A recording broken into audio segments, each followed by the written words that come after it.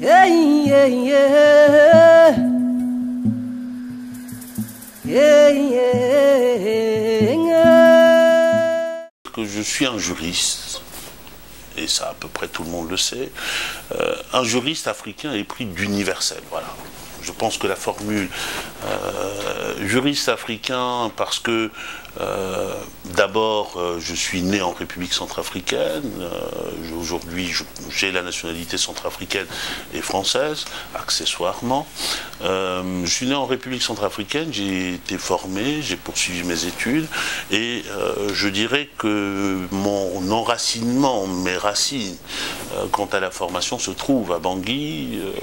J'ai été licencié de la faculté de droit de Bangui et j'ai poursuivi le reste de mon cursus ici en France, à Amiens notamment, où j'ai soutenu ma thèse. Puis, du point de vue de la carrière, j'ai rejoint l'université de Caen-Basse-Normandie, où j'ai été successivement maître de conférence, et puis je suis revenu, après avoir été reçu au concours d'agrégation qui permet de devenir professeur, je suis revenu comme professeur, et quelques années plus tard, j'ai été appelé à la Sorbonne, comme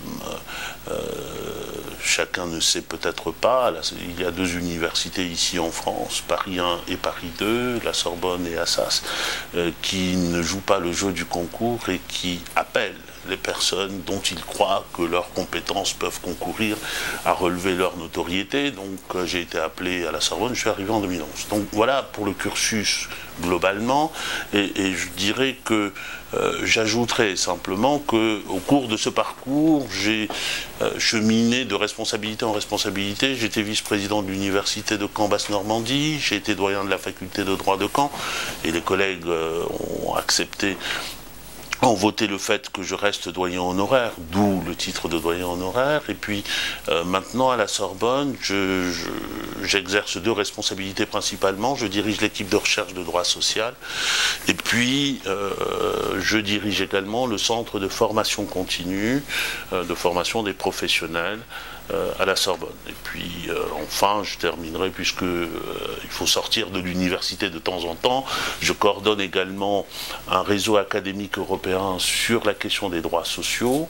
Et enfin, je préside aujourd'hui, en tant que président, je préside une ONG que nous avons créée avec des amis depuis le 1er janvier de cette année, l'Institut panafricain d'action et de prospective, qui marque en quelque sorte, visualise mon retour vers l'Afrique, et en tout cas qui veut agir concrètement pour le continent.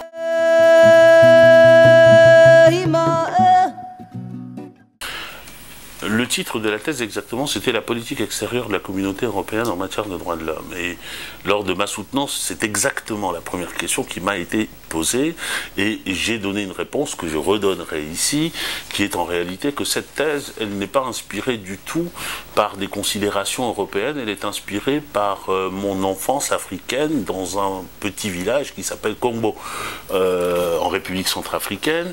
Et il se trouve que ce village, comme beaucoup de villages en Afrique, vous avez quelques cases qui sont alignées au bord de la route nationale, vous avez une petite traverse, et cette traverse pour moi était très importante. Il y avait mon école qui était à côté, et puis mon terrain de foot, et puis il y avait deux institutions qui maillaient le village, l'église catholique qui était créée, fondée et tenue par mon oncle, et puis de l'autre côté il y avait la coopérative de café.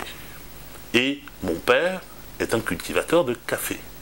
Et donc, toute mon enfance, et vous savez que lorsque l'Union européenne finance, parce que l'Union européenne finançait cette coopérative de café, veut toujours savoir qu'il finance. À l'époque, c'était la communauté européenne, donc nous avions devant notre terrain de foot une plaque avec le nom des différents pays membres de la communauté européenne à l'époque qui finançaient, et qui augmentait au fil des élargissements, des adhésions, et puis en même temps qui finançait l'activité principale de mon père, et de mon oncle d'ailleurs, de toute la famille, et qui apportait de l'activité, qui apportait de l'argent. Bon, au bout d'un moment, on se dit, mais c'est quoi cette communauté européenne? J'ai quand même envie d'en savoir plus. Et dès l'université de Bangui, j'avais été passionné par un cours qui était de droit économique international qui évoquait quand même la communauté européenne et l'entreprise d'intégration européenne. Et puis les droits de l'homme sont venus, quand on est de ce pays-là, on ne peut pas échapper aux droits de l'homme. Nous y reviendrons sans doute tout à l'heure. L'histoire de ce pays a été émaillée d'actes de puissance et d'actes de pouvoir qui sont la négation même de la personne humaine, qui sont la négation des droits de l'homme.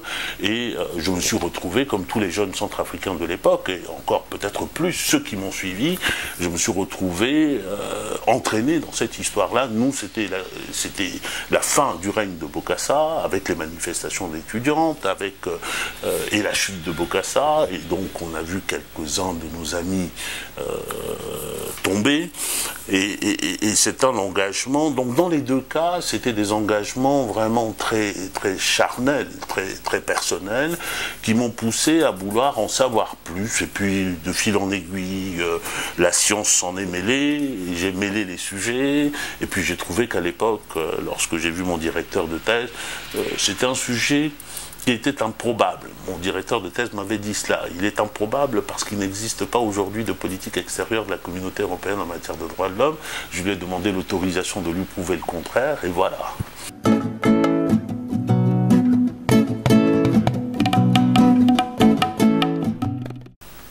À vrai dire, quand je m'endors peut-être avec des questions juridiques, mais quand je me réveille, certainement pas. Mais cela étant, les questions juridiques qui me passionnent sont extrêmement diverses. Et bon, parfois, cela crée un peu de perplexité. Je suis professeur de droit public.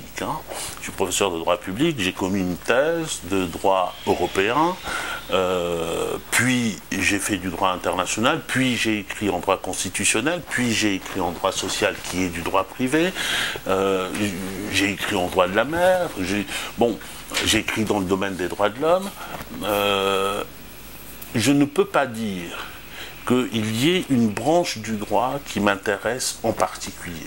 C'est le droit qui m'intéresse.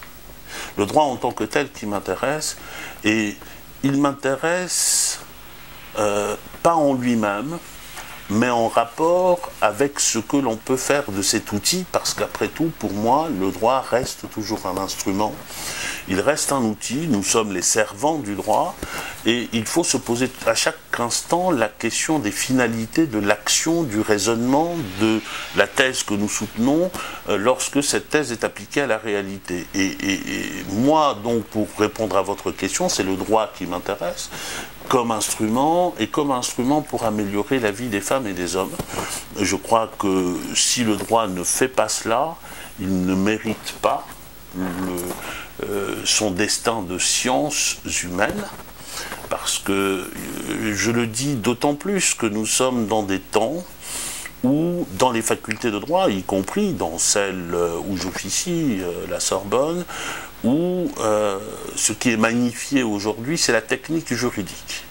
On apprend à des étudiants à raisonner en droit, à poser des commentaires d'arrêt, dans tel contexte à sortir une artillerie de raisonnement juridique, sans se poser la question de savoir quelle fin l'on poursuit, quel est le sens de ce que l'on fait.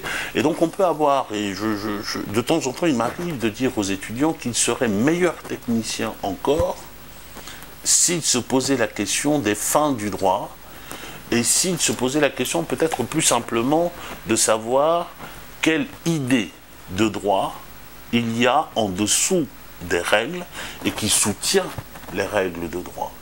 Et peut-être aurons-nous l'occasion d'y revenir. C'est une question qui vraiment me mobilise entièrement.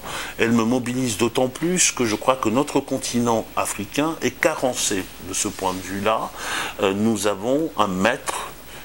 Ceux qui sont plus religieux que moi diraient que c'est le veau d'or. Mais ce maître, c'est la technique. C'est la technique.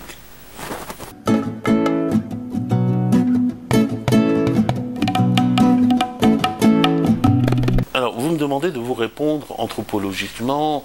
Je vais vous répondre anthropologiquement, certes, mais je pense également que la question que vous me posez est au cœur du droit et au cœur de la pensée sur le droit.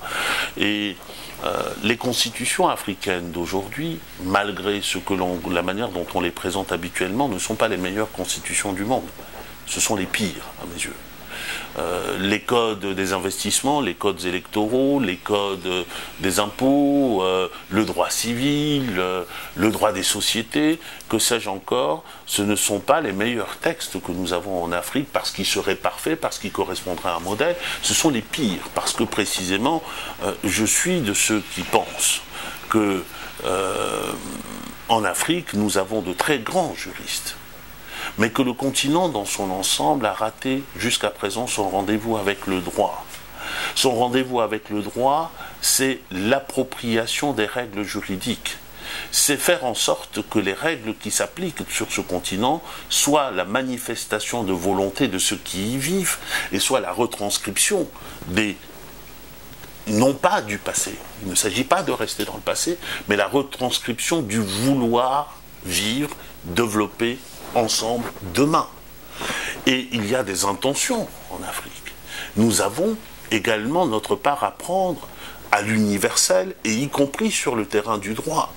Nous avons à discuter avec les autres. Peut-être pouvons-nous faire valoir aussi des traditions juridiques. Et je reste frappé par le fait que, comme je vous disais tout à l'heure, j'ai étudié à Bangui d'abord, et à la faculté de droit de Bangui, lorsque j'étudiais en première année, nous avions un cours de droit constitutionnel qui était un cours de la Constitution de la Ve République et d'histoire constitutionnelle française, et nous avions un cours sur les groupes centrafricains, les ethnies, les grands groupements pré-politiques, disait-on, centrafricains, et qui étaient placé dans un cours d'anthropologie juridique et politique. Or, il me semble, en tout cas je suis convaincu, moi, que le vrai droit centrafricain était celui que nous apprenions là, qui était à transformer, certes. Et donc nous en arrivons aujourd'hui à des systèmes dans lesquels nous avons des constitutions qui sont une des raisons des crises que nous connaissons en Afrique, parce qu'aucun citoyen ne s'y reconnaît. Je préfère en rester là, nous y reviendrons peut-être tout à l'heure, puisque dans votre questionnaire, il y a un questionnement sur la Constitution, mais je pense qu'aujourd'hui, l'Afrique, les juristes africains devraient réfléchir à la manière dont on ferait un vrai droit africain. Lorsque vous avez le développement aujourd'hui de l'Afrique moderne juridique, c'est l'OHADA, c'est le droit de l'OHADA, c'est le droit des organisations d'intégration régionale notamment.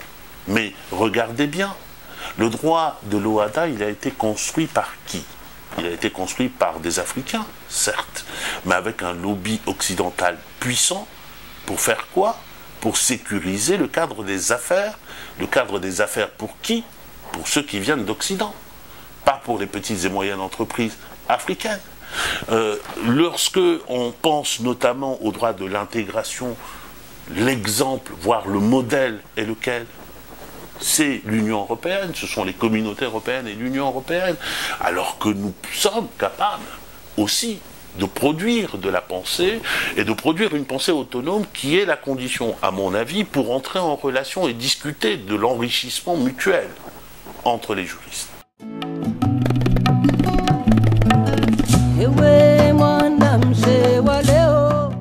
Alors, je pense que vous avez raison de nous ramener au XIIIe siècle. Avec la charte que vous citez, vous observerez qu'avec cette charte-là, c'est la charte du Mandé, hein, la charte du Mandé est arrivée avant ce qui est dans les manuels de droit présenté comme étant le premier texte d'origine des droits de l'homme. C'est-à-dire les textes de l'Angleterre d'avant, la Grande Charte, et puis la Bill of Rights, etc., avant la déclaration de 1789 française sur les droits de l'homme, avant la déclaration américaine sur les droits de l'homme. Et c'est un texte qui moi-même m'a frappé, je l'ai découvert il y a un an. J'ai découvert ce texte il y a un an, je l'ai lu, et j'ai été frappé par sa modernité. Et je pense que nous aurions, d'ailleurs nous envisageons avec un certain nombre de collègues, de faire un travail panafricain à partir de ce texte-là, et de réfléchir à différentes dimensions. On peut réfléchir à la question de la gouvernance à partir de la charte du Mandé. On peut réfléchir à la question de la protection de l'environnement ou à la question du développement durable à partir de cette charte, puisque nous y avons la première manifestation à travers la planète tout entière, sinon à travers l'univers, de ce que l'environnement constitue un objet, pas seulement un objet de droit, mais un sujet de droit. On peut y discuter également, on peut confronter avec les questions de droit civil, avec les questions de droit commercial, de droit des contrats. Donc c'est vraiment, ce texte est un texte extrêmement riche qui a besoin d'être redécouvert par nos contemporains. Nous allons y travailler et le sens de votre question, c'est de dire comment nous en sommes arrivés là. Mais je pense que nous sommes dans un mouvement qui est accéléré en Afrique, mais qui est un mouvement planétaire. Aujourd'hui, prenez en Europe, il y a eu des philosophes européens pour penser l'État, pour penser l'Europe, pour penser l'être à travers le politique.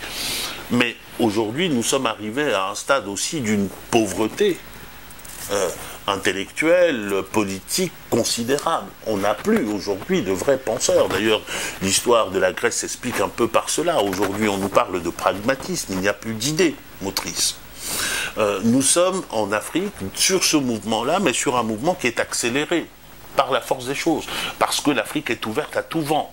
Non pas que l'Afrique accepte n'importe qui sur son territoire, nous sommes frappés de ce paradoxe que l'Afrique est un des territoires les plus quadrillés par les souverainetés, avec des souverainetés qui sont tatillonnes, mais en même temps sur le plan des idées, et sur le plan des valeurs et des convictions, y compris juridiques, nous sommes le continent le plus ouvert à tout le monde. Demain, dans un siècle peut-être que si un de mes collègues, futurs collègues, arrivait devant votre écran, nous aurons à discuter de la manière dont l'Afrique se trouve gouvernée par des préceptes chinois. C'est possible, parce que précisément nous sommes ouverts de cette manière.